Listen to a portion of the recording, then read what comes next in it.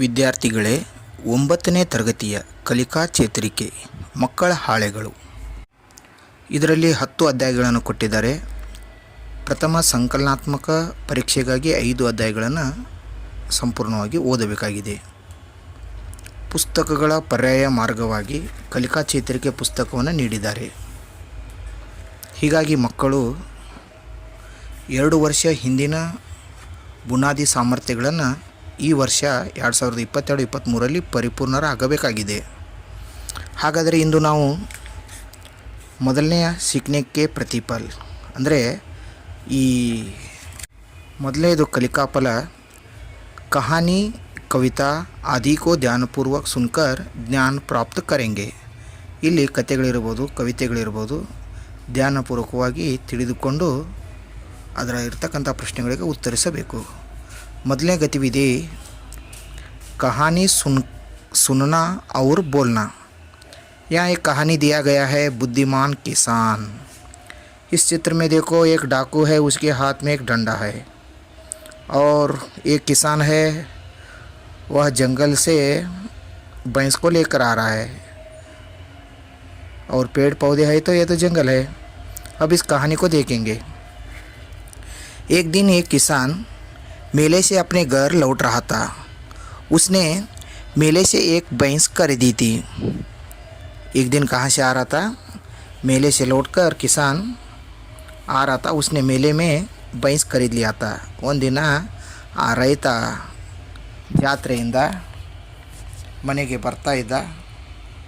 ಬರುವಾಗ ಆ ಜಾತ್ರೆಯಲ್ಲಿ ಅವನು ಒಂದು ಎಮ್ಮೆಯನ್ನು ಕೊಂಡ್ಕೊಂಡಿದ್ದ. जब वह घने जंगल से होकर गुजर रहा था तब एक डाकू उसका रास्ता रोक लिया. देखो, जंगल में जाना तो बहुत मुश्किल था पिछले ज़माने में. आजकल सब लोग ऐसे ही घूमते हैं, लेकिन वह जंगल से आ रहा था तब एक डाकू उसे रोक लिया और किसान को उसके पास जो कुछ भी था वह पाने के लिए वह रास्ते में ही ठहरा था. ಬರ್ತಕ್ಕಂಥ ಅಡವಿಯಲ್ಲಿ ಒಬ್ಬ ಕಳ್ಳ ರಸ್ತೆ ಮಧ್ಯದಲ್ಲಿ ನಿಂತ್ಕೊಂಡು ಅವನಲ್ಲಿರುವ ವಸ್ತುಗಳನ್ನು ಕದಿಬೇಕಂತ ತಿಳ್ಕೊಂಡು ಆ ಕಳ್ಳ ನಿಂತು ಬಿಡ್ತಾ. ಹಿಂದಿನ ಕಾಲದಲ್ಲಿ ಹೆಚ್ಚು ಅಡವಿಯಲ್ಲಿ ಕಳ್ಳರು ದಾರಿಕೋರನ್ನು ಇರ್ತಕ್ಕಂಥ ವಸ್ತುಗಳನ್ನು ತೆಗೆದುಕೊಳ್ತಾ ಇದ್ದರು. ಹಾಗೆ ಇಲ್ಲಿ ಕೂಡ ಏನಾಗ್ತಾ ಇದೆ, ಆ ಪಾಪ ರೈತ ಎಮ್ಮೆಯನ್ನು ತೆಗೆದುಕೊಂಡು ಬರ್ತಾ ಇದ್ದ. ಮಧ್ಯದಲ್ಲಿ ಕಳ್ಳನು ಏನು ಮಾಡ್ತಾ ಇದ್ದಾನೆ, ನಿಲ್ತಾ ಇದ್ದಾನೆ, ಅವನು ನಿಲ್ಲಿಸ್ತಾ ಇದ್ದಾನೆ ರೈತನನ್ನು. उसके हाथ में एक मोटा सा डंडा था. या किसके पास डंडा मोटा था? वह तो डाकू के पास था. वह बोला, तुम्हारे पास जो कुछ भी है वह सब मुझे दे दो. उसने डाकू ने कहा, देखो, तुम्हारे जो कुछ भी तुम्हारे पास है ना वह मुझे दे दो. ನಿನ್ನ ಹತ್ತಿರ ಏನಿದೆ ನನಗೆ ಕೊಟ್ಟು ಬಿಡು ಅಂತ ಡಾಕು ಏನು ಮಾಡ್ತಾ ಇದ್ದಾನೆ ಅಂದರೆ ಕಳ್ಳಿದ್ದವ ಆ ರೈತನಿಗೆ ಕೇಳ್ತಾ ಇದ್ದಾನೆ. किसान डर गया. उसने अपने सारे पैसे डाकू को दे दिए. तब डाकू बोला, अब मुझे तुम्हारी भैंस भी चाहिए. यह सुनकर किसान ने भैंस की रस्सी भी डाकू के हाथ में दे दी. फिर किसान बोला, मेरे पास जो कुछ भी था मैंने सब तुम्हें दे दिया. जब किसान को पैसे देने के लिए कहने पर तब डाकू की बात सुनकर वह डर गया और किसान ने क्या किया, सारा पैसा डाकू को दे दिया. वो तृप्त नहीं हुआ. उसके हाथ में, किसान के हाथ में भी एक भैंस था. उसने कहा, ये भैंस भी मुझे चाहिए. तब उसने डर कर वह किसान ने उस डाकू को भैंस दे दिया, लेकिन इसके पास जो कुछ भी था सब लूट लिया. तब किसान बोला, मेरे पास जो कुछ भी था मैंने तो तुम्हें दे दिया. ರಸ್ತೆ ಮಧ್ಯದಲ್ಲಿದ್ದಂಥ ಕಳ್ಳ ಎಲ್ಲ ಆ ಬರ್ತಕ್ಕಂಥ ಹಾದಿಕಾರರನ್ನು ನೋಡಿ ಆ ರೈತನನ್ನು ಅಂಜಿಸ್ತಾ ಇದ್ದಾನೆ. ಅವನು ಕೂಡ ದುಡ್ಡನ್ನು ಕೊಡ್ತಾ ಇದ್ದಾನೆ. ಆಗ ರೈತನ ಹತ್ತಿರ ಇರ್ತಕ್ಕಂಥ ಎಮ್ಮೆಯನ್ನು ನೋಡಿ ಅದು ಕೂಡ ನನಗೆ ಕೊಡಬೇಕಂದಾಗ ಅದನ್ನು ಕೂಡ ಆ ಹಿಡಿದಂಥ ಹಗ್ಗವನ್ನು ಅವನ ಕೈಲಿ ಕೊಡ್ತಾ ಇದ್ದಾನೆ. ಆಗ ಪಾಪ ರೈತ ಹೇಳ್ತಾ ಇದ್ದಾನೆ, ನೋಡಪ್ಪ, ಇಲ್ಲಿವರೆಗೆ ನನ್ನ ಹತ್ತಿರ ಏನಿತ್ತು ಎಲ್ಲವೂ ನಿನಗೆ ಕೊಟ್ಟಿದ್ದೇನೆ. कृपा करके आप मुझे अपना डंडा दे दीजिए. डाकू ने पूछा, लेकिन तुम्हें इसकी क्या आवश्यकता है? वह बोला, मैं डंडा अपनी पत्नी को दूंगा. यह डंडा देकर वो बड़ी खुश होगी कि मैं मेले से उसके लिए कुछ तो लाया हूँ। डाकू ने डंडा किसान को दे दिया। किसान ने बिना वक्त गंवाए डाकू को ज़ोर ज़ोर से मारना शुरू कर दिया। किसान का मार खाकर डाकू वहाँ से भाग खड़ा हुआ। इससे हमें पता चलता है वह किसान कैसा था, बुद्धिमान था। तब तो क्या है, सब कुछ दे दिया था, उसके पास अब कुछ नहीं था। उसने सोचा, डाकू महाराज मुझे आपसे कुछ। किसान ने डाकू से कहा, आप मुझे अपना डंडा दे दीजिए। उसने कहा, अरे तुम्हें क्यों आवश्यकता है? उसने कहा, मैंने जो कुछ मेरे पास था सब कुछ आपको दे दिया, लेकिन मेरे पत्नी को वादा किया था कि मैं कुछ तो लेकर आऊँगा। आप ये डंडा अपनी पत्नी को दूध दे दूँगा तो वो खुश हो जाएगी। उन्हें बिना सोचे उसने डाकू ने डंडा क्या किया, किसान के हाथ में दे दिया।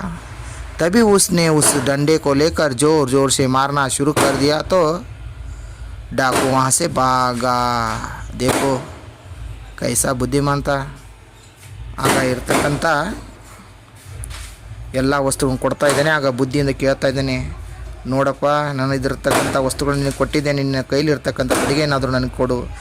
ನಿನಗೇನು ಅವಶ್ಯಕತೆ ಇದೆ ಅಂತ ಡಾಕು ಕೇಳಿದಾಗ, ಕಳ್ಳ ಕೇಳಿದಾಗ ಹೇಳ್ತಾ ಇದ್ದಾನೆ, ನೋಡು ನಾನು ಎಲ್ಲವನ್ನೂ ನಿನಗೆ ಕೊಟ್ಟಿದ್ದೇನೆ, ಇರ್ತಕ್ಕಂಥ ಒಂದು ಏನಾದರೂ ವಸ್ತುವನ್ನು ಹೆಂಡತಿಗೆ ತೆಗೆದುಕೊಂಡು ಹೋದರೆ ಅವಳು ಸಂತೋಷ ಪಡ್ತಾಳೆ. ಆಗ ಡಾಕು ಅಂದರೆ ಕಳ್ಳ ಇರ್ತಕ್ಕಂಥ ವ್ಯಕ್ತಿ ಹಿಂದೆ ಮುಂದೆ ವಿಚಾರವನ್ನು ಮಾಡದೆ ಆ ರೈತನಿಗೆ ಕೊಡ್ತಾ ಇದ್ದಾನೆ. ಅದೇ ಸಮಯ ನೋಡಿ ಅವನನ್ನು ಅದೇ ಬಡಿಗೆಯಿಂದ ಜೋರಾಗಿ ಹೊಡಿತಾ ಇದ್ದಾನೆ. ಆಗ ಕಳ್ಳ ಓಡಿ ಹೋಗ್ತಾ ಇದ್ದಾನೆ. ನೋಡಿ ಆ ರೈತನಲ್ಲಿ ಎಷ್ಟು ಬುದ್ಧಿವಂತ ಇದೆ. ಮಕ್ಕಳೇ, ಈ ಕಥೆ ತಮಗೆ ಅರ್ಥವಾಗಿದ್ದರೆ ಇನ್ನು ಪ್ರಶ್ನೆಗಳ ಉತ್ತರವನ್ನು ನೋಡೋಣವಾ? ಅಭ್ಯಾಸ 1.9 ಏನಿದೆ ನೋಡೋಣ. ಈಗ निम्नलिखित प्रश्नों के उत्तर चुनकर लिखिए। यहाँ देखो किसान कैसा था। यहाँ विकल्प दिए गए हैं, एक तो बुद्धिमान है, दूसरा मूर्ख है। आपने पढ़े होंगे किसान कैसा था, बुद्धिमान। यहाँ लिखा गया है बुद्धिमान लिखिए। दूसरा, किसान को रास्ते में किसने रोका? यहाँ विकल्प दिया गया है जानवर और डाकू। यहाँ तो इसका उत्तर है डाकू। अभ्यास 1.2 नोड़ोना। किसने कहा, किससे कहा? इसके सामने क्या करना है, निशान लगाना है। तुम्हारे पास जो कुछ भी है वह सब मुझे दे दो। यहाँ 2 विकल्प है, एक है किसान ने डाकू से कहा, डाकू ने किसान से कहा। यहाँ तो डाकू ने किसान से कहा, यही सही है, निशान लगाइए यहाँ। दूसरा, मैं यह डंडा अपनी पत्नी को दूंगा। इस वाक्य को डाकू ने किसान से कहा, एक है विकल्प, दूसरा है किसान ने डाकू से कहा। यह तो सही उत्तर है, किसान ने डाकू से कहा। अब देखो मौखिक प्रश्न बच्चों को पूछना है। अरे बेटा देखो, किसान कहाँ लौट रहा था? किसान अपने घर लौट रहा था, इसका उत्तर है। डाकू के हाथ में क्या था? डाकू के हाथ में डंडा था। ऐसे ही कह करके बच्चों को प्रश्न पूछेंगे तो उत्तर दे देंगे। किसान ने डाकू से क्या मांगा? किसान ने डाकू से डंडा मांगा। चौथा प्रश्न है, किसान डंडे से किसे मारने लगे? किसान डंडे से डाकू को मारने लगा। अभ्यास 1.4। नीचे दिए गए चित्र में आपको क्या दिखाई दे रहा है बताइए। यहाँ एक चित्र है, अभी तो पहले हमने देखा है कि बुद्धिमान किसान जो कहानी था उसमें मैंने बताया था। वहाँ एक किसान है, उसके पास भैंस है और एक डाकू खड़ा है, उसके पास क्या है, डंडा है, पेड़ पौधे है। यहाँ देखिए ये छात्र उत्तर लिखा है, किसान है, डाकू है, पेड़ पौधे है, डंडा है, भैंस है, ये जंगल है, ऐसा भी लिख सकते हैं। शिक्षक प्रतिपुष्टि, प्रतिपुष्टि का अर्थ है राय देना। अब तक जो छात्र किया है उसके बारे में मैंने लिखा है, छात्र कहानी को समझकर प्रश्नों का उत्तर देता है। देखो जो तेज है, होशियार है छात्र, इस कहानी को समझता है, उत्तर लिखता है और इतना ही नहीं मौखिक प्रश्न का भी उत्तर दिया है, इसलिए इस तरह लिखा गया है। गतिविधि 2, पद्य सुनना और गाना। यह एक पद्य है, उसका नाम है मैं भी नाम कमाता। यह 7वीं कक्षा का जो यह कविता है, इसको क्या करना है, ऑडियो लगाकर सुनाना है। अभ्यास 1.5 आइए हम सब मिलकर मैं भी नाम कमाता इस गीत का गायन करें। अब आप पहले इस गीत को गाकर बच्चों को सुनाना है, फिर उसके बाद बच्चे को इस गीत को दोहराने के लिए कहेंगे तो वह बच्चे सीख सकेंगे। अभ्यास 1.6 कविता के आधार पर निम्नलिखित प्रश्नों के उत्तर बताइए। अब जो कविता को पढ़ने के बाद उनको तो समझ में आ जाएगा, उसके बारे में प्रश्न पूछना है। पहला प्रश्न है, बालक रोज कौन सी खबरें सुनता है?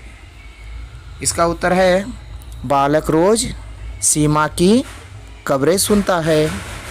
इसके नीचे उत्तर दिया गया है। बालक किससे पुरस्कार पाना चाहता है? बालक राष्ट्रपति से पुरस्कार पाना चाहता है। तुम बड़े होकर क्या बनना चाहते हो? उसका उत्तर है, मैं बड़ा होकर शिक्षक बनना चाहता हूँ। यहाँ खुद कुछ भी लिख सकते हैं, इंजीनियर बन सकता हूँ, डॉक्टर बन सकता हूँ, लेकिन इस छात्र ने क्या लिखा है? शिक्षक। आपकी मर्जी, जो कुछ भी लिख सकते हैं। चौथा प्रश्न, बालक अपना नाम कैसे कमाना चाहता है? बालक अपना नाम फौज में भर्ती होकर कमाना चाहता है। अभ्यास 1.7 तालिका में दिए गए अन्य वचन शब्दों को स्पष्ट उच्चारण कीजिए। खबर खबरें, पुरस्कार पुरस्कार, बात बातें, सेवा सेवाएं, कविता कविताएं, किताब किताबें, बच्चा बच्चे, कक्षा कक्षाएं। यहाँ शिक्षक प्रतिपुष्टि दिया गया है। छात्र कविता को समझकर प्रश्नों का उत्तर देता है। गतिविधि 3 कहानी पढ़ना और समझना है। यहाँ जो है उसके बारे में कहानी पढ़ना है और लिखना है। अभ्यास 1.8 निम्नलिखित प्रश्नों के उत्तर बताइए। दोनों बिल्लियों के बीच झगड़े का कारण क्या था? दोनों बिल्लियों का झगड़े का कारण था रोटी का टुकड़ा था।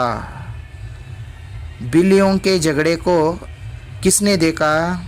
बिल्लियों के झगड़े को बंदर ने देखा। बंदर ने रोटी के टुकड़े कर किस पर रखा? इसका उत्तर है, बंदर ने रोटी के टुकड़े कर तराजू पर रखा। यहाँ एक वही जो कहानी है इसमें चित्र में दिया गया है, देखिए। अभ्यास 1.9 बताइए इन चित्रों में आपको क्या क्या दिखाई दे रहा है? ये 3 ಚಿತ್ರಗಳನ್ನು ಕೊಟ್ಟಿದ್ದಾರೆ, ಇದರಲ್ಲಿ ಏನೇನು ಕಾಣಿಸ್ತಾ ಇದೆ? एक चित्र में देखो 2 बिल्ली है और उसके बीच में एक रोटी है, और दूसरा चित्र देखो एक बंदर है तराजू लेकर उन दोनों बिल्लियों को रोटी बांट कर दे रहा है। यह तो कहानी 7वीं कक्षा में पढ़े है, पहले जो 8वीं कक्षा में था बंदर बांट।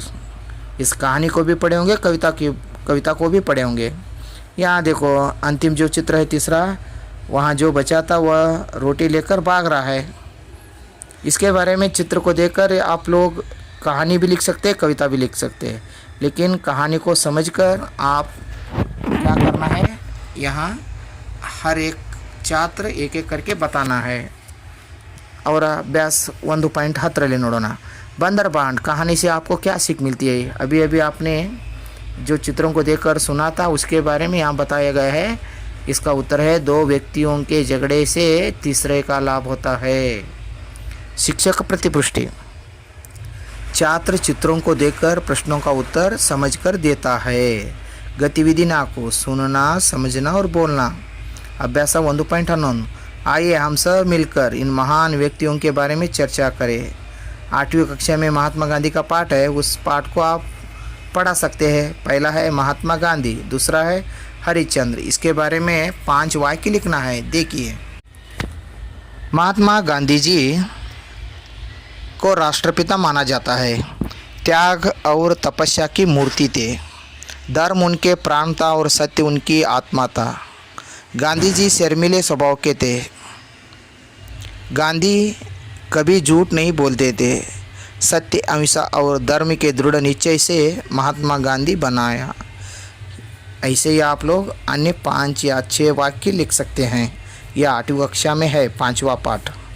सत्य हरिश्चंद्र, सत्य हरिश्चंद्र श्रेष्ठ राजा था। सत्य हरिश्चंद्र सदा सत्य बोलते थे। गांधी जी हरिश्चंद्र नाटक देखकर सच्चाई का पालन करना सीखे। गांधी जी भी हरिश्चंद्र की तरह बचपन से सत्य प्रेम से ही तपस्वी बने। कष्ट आने पर भी राजा हरिश्चंद्र सत्य मार्ग पर चलने वाले महान पुरुष थे। ये दोनों आप लिखना है। अब देखो मूल्यांकन गतिविधि। पहला है प्रार्थना गीत का गायन। 8वीं कक्षा में पहला जो है वह भी सिखा सकते हैं। आइए आप सब मिलकर प्रार्थना गीत गाएंगे। इतनी शक्ति हमें देना दाता। ये सब वीडियो तो लगा सकते हैं और ऑडियो के माध्यम से बच्चों को सिखाना है। परियोजना चटुवटिके ಕೊಡಬೇಕಾಗಿದೆ। देशभक्ति गीतों का संग्रह कीजिए। आप जो पुस्तक पढ़कर तो इसका संग्रह कर सकते हैं, नहीं तो पुस्तकालय में जाकर अनेक देशभक्ति गीतों को संग्रह कीजिए। अपने पसंद की किसी कहानी या कविता का वाचन कीजिए। दूसरा परियोजना है ನಿಮಗೆ ಇಷ್ಟವಾದ ಕವಿತೆ ಅಥವಾ ಕಥೆಯನ್ನು ನೀವು ಓದಿರಿ ಅಂತ ಹೇಳ್ತಾ ಇದ್ದಾರೆ। ಇದು ಚಟುವಟಿಕೆಯನ್ನು ಕೊಡಬಹುದು। सीखने के प्रतिफल आत्मसात करने के संबंध में छात्र के मूल्यांकन स्तर। ಇಲ್ಲಿವರೆಗೆ ಮಗು ಏನು ಮಾಡಿದೆ ಆ ಸ್ತರವನ್ನು ನೋಡಿ ಇಲ್ಲಿ ಕೊಡಬೇಕಾಗಿದೆ। ಒಂದನೇದಿದೆ सीखने की कोशिश कर रहा है। ಇನ್ನೂ ಈ ಕಲಿತಾ ಇದ್ದಾನೆ ಅಂದರೆ ಇದು ಯಾವುದೇ ಮಗು ಇದ್ದರೂ ಕೂಡ ಇದು ಒಂದನೆಯ ಅವನಿಗೆ ಬರೆದ್ರು ಬತ್ತು ಬರದೇ ಇರ್ಬೋದು। ಯಾಕಂದರೆ ಇತ್ತೀಚೆಗೆ ಈ ಒಂದನೇ ಸ್ತರವನ್ನು ಆ ಮಗು ಈ ದಾಟಿ ಮುಂದೆ ಹೋಗ್ತಾ ಇದ್ದಾನೆ। ಅದಕ್ಕೆ कोशिश कर रहा है तो इसके लिए ये स्तर तो देना चाहिए कमज़ोर छात्रों को। सीख रहा है अभी थोड़ा सा जो सीख रहा था इसके लिए दूसरा स्तर। तीसरा स्तर है सीखने में प्रगति नज़र आ रही है, थोड़ा सा परिवर्तन होता है तो तीसरा देना है। समझकर सीखा है ये पढ़ने लगा तो। और 5वां स्तर है सीखने के प्रतिफल को समझकर नियमित रूप से अपनी भाषा में प्रयोग कर रहा है। जो स्पष्ट रूप से पढ़ना लिखना करने लगा तो यह 5वां स्तर इसमें दिखाना है। यह अलग सा डायरी बनाए, जैसे अनुक्रम नंबर, छात्रों का नाम, स्तर 1 2 3 4 5 लिखना है। उस छात्र कितने स्तर पर है इसके बारे में लिखना है और अंत में हस्ताक्षर करना है। मैं समझता हूँ यह पहला जो सीखने का प्रतिफल का कविता ध्यानपूर्वक सुनकर ज्ञान प्राप्त बच्चे किए हैं, ऐसे मैं समझकर आगे बढ़ूँगा। इस वीडियो को जो देखने के लिए आपको फिर से एक बार धन्यवाद। आपका प्यारा अनिल सिंह हजेरी।